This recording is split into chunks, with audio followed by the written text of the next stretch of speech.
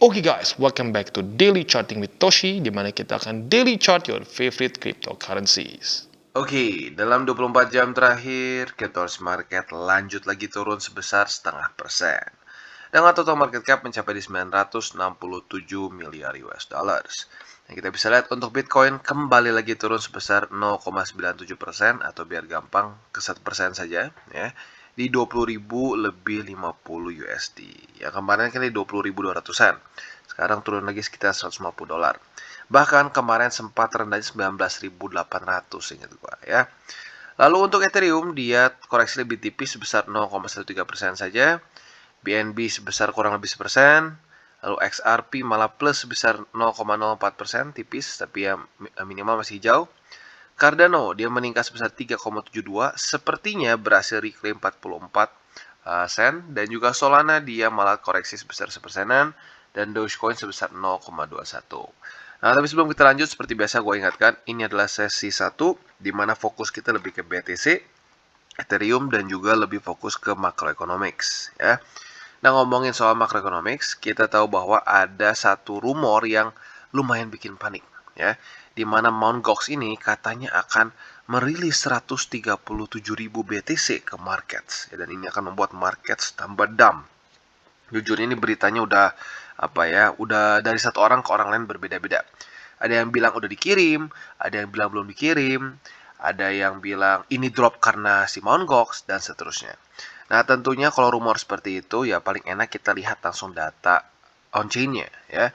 Jadi satu hal yang banyak orang nggak tahu bahwa ini tuh kita bisa cek di CryptoQuant ya. Jadi CryptoQuant ini kita bisa cek ada namanya Bitcoin Exchange Reserve, di mana kita bisa ngecek berapa reserve dari exchange tertentu.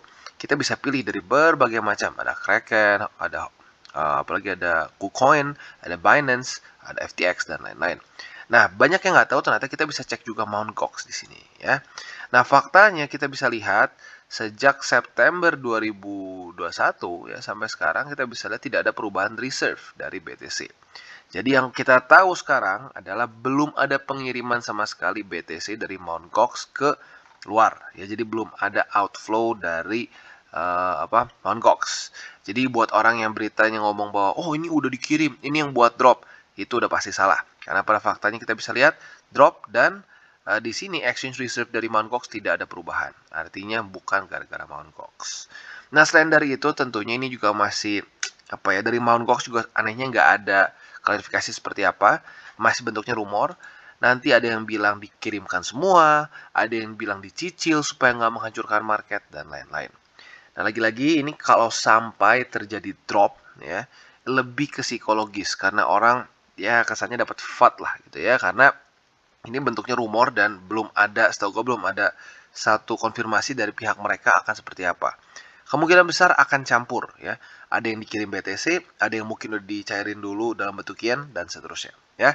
Jadi lagi-lagi untuk Mt. Gox sampai sekarang bentuk semua masih rumor, jangan terlalu percaya dulu. Kalau lu mau percaya paling ya mungkin dari ini aja dulu ya. Andaikan tiba-tiba ada drop ekstrim di reserve-nya dari Mt. Gox, ya itu mungkin bisa menjadi salah satu penyebab drop market. Tapi selama ini masih stay di sini, supply-nya ya nggak berubah sama sekali nih. Dari basically September sampai sekarang nggak berubah. Sampai itu nggak berubah berarti ya well it's just rumors ya.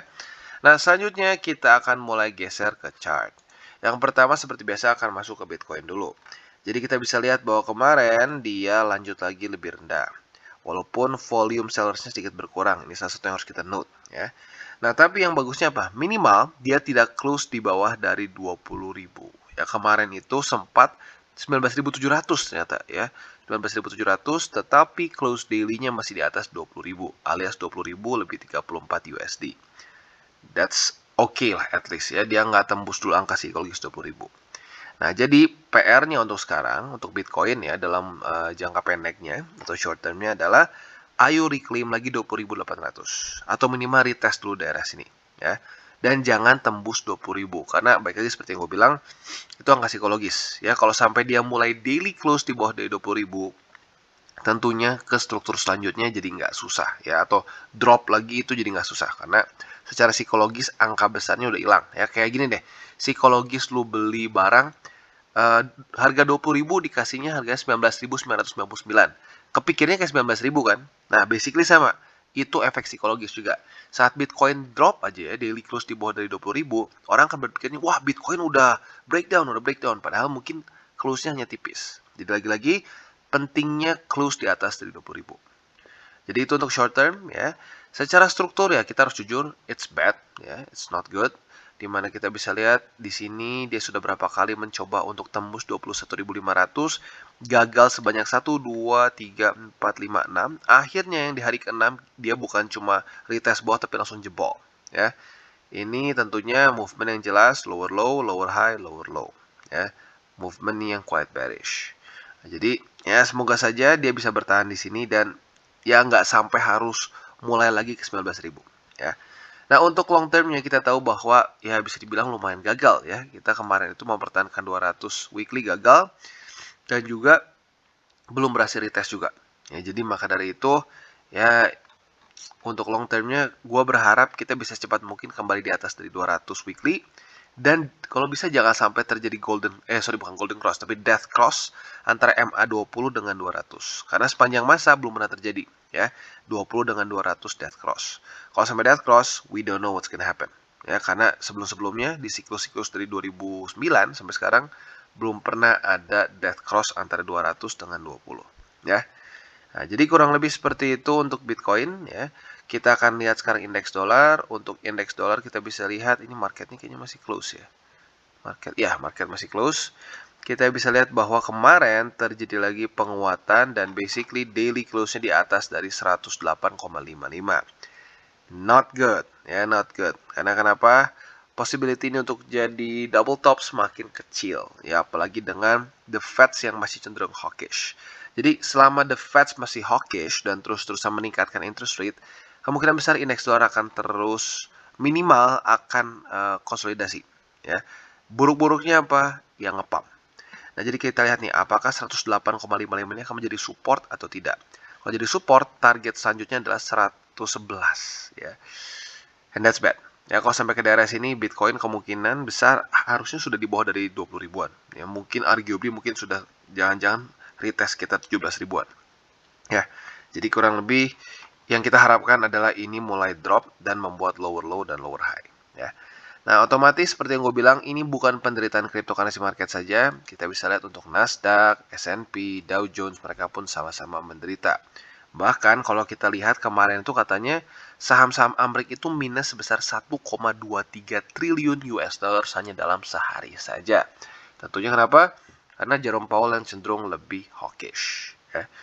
Jadi lagi-lagi market tidak menentu, ya, bukan hanya kripto saja, tapi saham-saham Amerika pun mulai tidak menentu. Jadi ya harus kita tunggu sampai mereka mulai geser dari sikap mereka yang hawkish menjadi dovish. Ya. Jadi kurang lebih untuk makroekonomi seperti itu. Untuk Mt. Gox lagi-lagi gue ingatkan masih rumor bentuknya semua ya. Yang data yang kita bisa langsung ambil secara on-chain menyatakan bahwa nope, ya belum ada pergeseran BTC dari reserve mereka. Ya, jadi lagi-lagi masih belum jelas ya. Dan bisa dibilang market nggak suka ketidakjelasan seperti ini. Ya, market tuh ingin dikasih kepastian gitu ya. Ya, tapi lagi-lagi faktanya sekarang semua serba tidak pasti. Ya. Jadi kurang lebih seperti itu gambarannya ya, buat lu yang nanti pengen dengerin buy limit dan lain-lain kita akan bahas di belakang ya. Tapi sebelum kita lanjut, gue ingatkan dulu bahwa DCWT ini bukanlah financial advice, itu yang pertama dan paling penting. Yang kedua, ini bukan bentuknya bagi-bagi sinyal. Ya, ini bentuknya edukasi, tujuannya membiasakan kita lebih mengerti charting. Dan cara terbaik dan termudah untuk mensupport TCI, kalian bisa menggunakan link referensi di bawah. Ada banyak banget pilihannya, ya, exchanger. Kita sudah cukup banyak kerjasama dari yang di Indonesia, ya, maupun yang di luar negeri. Dan sebelum kita lanjut juga, kita harus dengar dulu sponsor pada hari ini. Oke, dan sebelum kita lanjut DCWT kita pada hari ini, ada berita bagus dari OKX, di mana kita bisa mendapatkan mystery box yang nilainya up to 10.000 US dollars. Ya, cara kerja seperti apa? Mudah. Kita invite teman kita, ada new user login, dan kita bisa claim reward kita. Ya, step 1, kita invite teman kita dengan invitation poster kita atau link. Ya.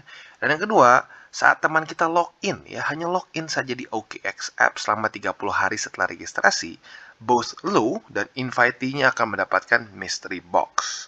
Nah, apabila teman lu mengkomplit single deposit, ya ini di luar dari yang step kedua ya, lebih dari 50 USD, kalian akan mendapatkan lagi satu mystery box lagi. Ya, jadi ada dua cara nih ya, bisa double.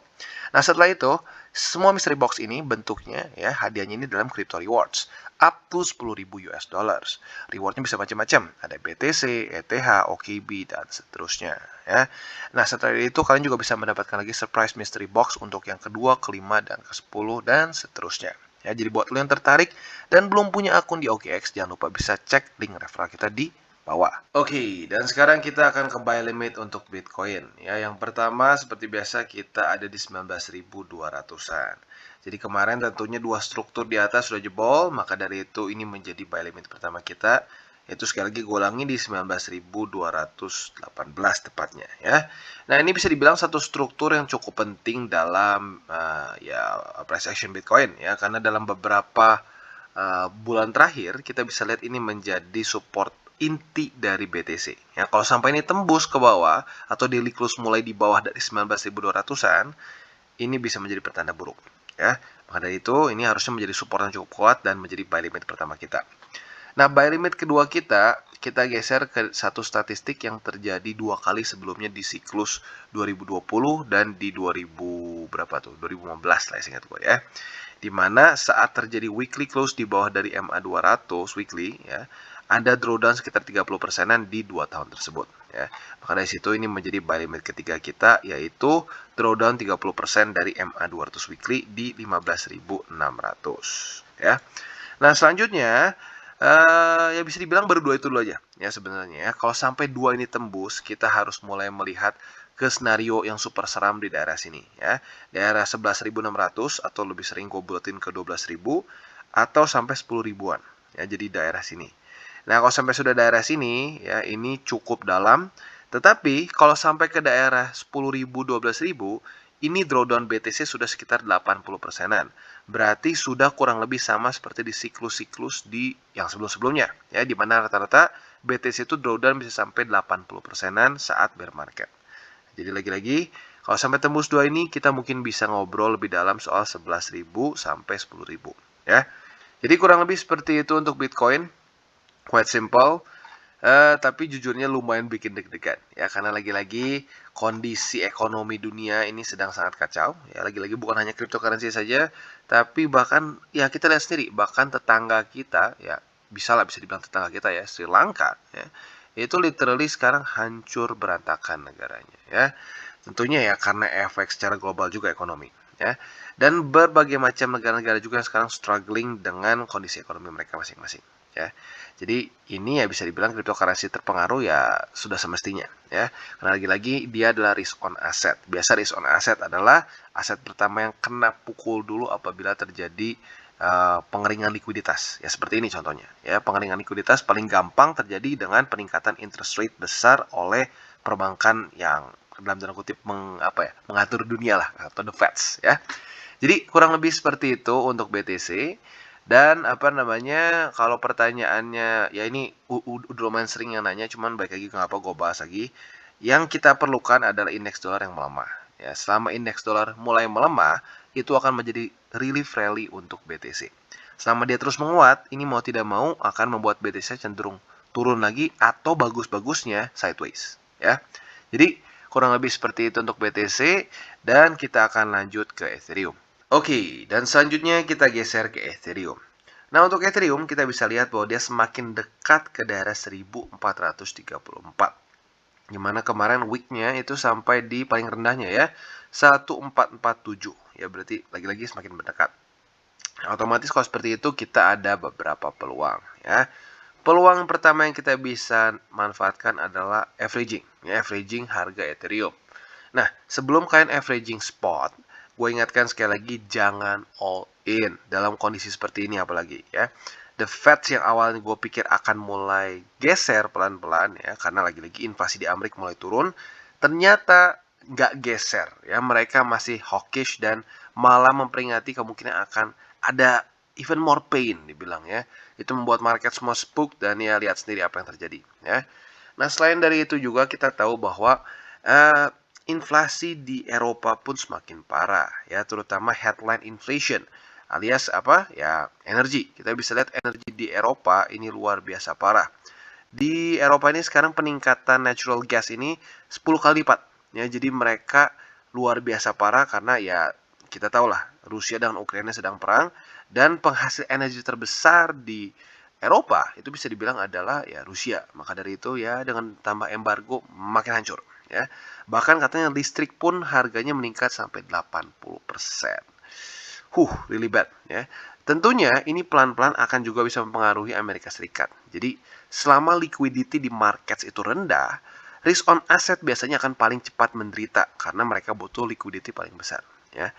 Jadi ya lagi-lagi ini cukup bikin enak ya. Jadi makanya gue ingatkan untuk yang ingin averaging jangan sampai all in ya, lebih ke averaging tipis-tipis aja untuk spot ya, karena spot untuk jangka panjang. Nah, kalau untuk posisi long atau short alias posisi futures ya itu beda lagi ya. Itu kan di TP-nya dengan jangka pendek. Jadi kita lebih melihat kesempatan dalam market saja ya. Nah, untuk posisi long kalian bisa pertimbangkan apabila Ethereum dia retest di area sini dan konfirmasi ya. Lagi-lagi gue sarankan dalam kondisi seperti ini tunggu konfirmasi. Jangan main pasang aja pending order ujung-ujungnya tembus. Waduh bang, tembus gimana?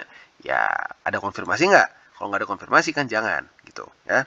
Nah kalau sampai dapat nanti ya, kalau sampai nanti dapat di sini posisi long, TP-nya otomatis di 1601 atau di MA50. Kita lihat mana duluan yang kena ya. Jadi itu untuk posisi long dan TP-nya. Untuk short logikanya tinggal kita balik ya. Andaikan dia nanti mantul ke atas nih. Saat dia mantul ke atas, kalau dia ke reject oleh 1601 ya, dan ada konfirmasi lagi, nah silahkan kalian pertimbangkan untuk nge-short. Jadi lagi-lagi ya secara logika simple, nggak dibikin ribet. Ya kalau trading lu dibikin ribet, ujung-ujungnya lu pusing sendiri. Ya gue udah pernah cobain, gue udah pernah bikin satu SOP trading yang wow ya, filternya ada 3 atau 4 gue lupa tuh, banyak banget.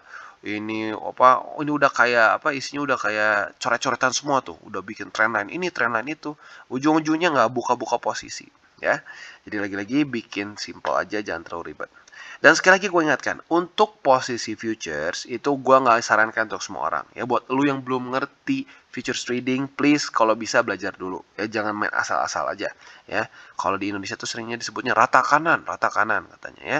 Iya, portofolio lu rata kalau lu main rata kanan terus ya. Jadi hati-hati, pelajari baik-baik apa itu margin, apa itu leverage, dan gimana cara kita bisa mengecilkan resiko kita dengan stop loss dan kawan-kawannya ya. Jadi kurang lebih seperti itu untuk Ethereum. Dan lagi-lagi ya bersabar. Gua ngerti mungkin beberapa dari lu sedang merasakan enaknya ya, mualnya investasi di cryptocurrency market ya. Gue udah pernah rasain ini di siklus sebelumnya ya. Dan lagi-lagi ini bisa menjadi pelajaran buat kita. Waktunya TP ya, waktu kemarin di all time high ya TP. Gue pribadi udah belajar dari siklus sebelumnya ya. Gue di siklus sebelum itu sama sekali nggak TP ya. Gue ngerasa bahwa nggak, ini kripto akan naik terus. Ujung-ujungnya apa ya, enak ya, mual selama beberapa tahun ke depan. Nah di siklus ini gue belajar dan gue TP. Jadi ya sekarang saat dia turun ya gue ngeliat ini sebagai peluang saja ya. Tinggal pertanyaannya bottomnya sampai sedalam apa. Lagi-lagi secara fundamentalnya yang kita tunggu adalah the Fed yang mulai geser ya, dari mereka yang hawkish menjadi dovish. Dan selain dari itu juga di politik di Eropa semakin tenang ya. Kalau dia semakin tenang, Ukraina Rusia juga tamat gitu ya urusan perangnya ya, dan energi ya, harga energi mulai turun ya, itu kemungkinan besar akan mulai menjadi satu titik terang untuk markets in general, bukan hanya kripto saja tapi markets in general. Oke guys, jadi itu adalah akhir dari segmen DCWT kita pada hari ini. Dan jangan lupa bagi kalian yang merasakan manfaat dari segmen ini, jangan lupa untuk share ke teman-teman kalian. Dan apabila lu pengen mensupport channel kita, ya TCI, jangan lupa untuk menggunakan link referral kita di bawah. Nggak wajib ya, tetapi apabila lu menggunakan link referral kita di bawah, ada macam-macam ya, dari Bybit, Huobi, Maxi, toko kripto, dan banyak lagi ya. Ya, walaupun nggak wajib, tapi kalau menggunakan link referral kita, lu secara langsung membantu perkembangan dari TCI. Dan satu lagi, jangan lupa juga untuk join Telegram group kita, di mana kita bisa ngobrol-ngobrol santai mengenai dunia cryptocurrency secara dua arah. So, jangan lupa untuk like, subscribe, klik the bell icon, and see you on the next video.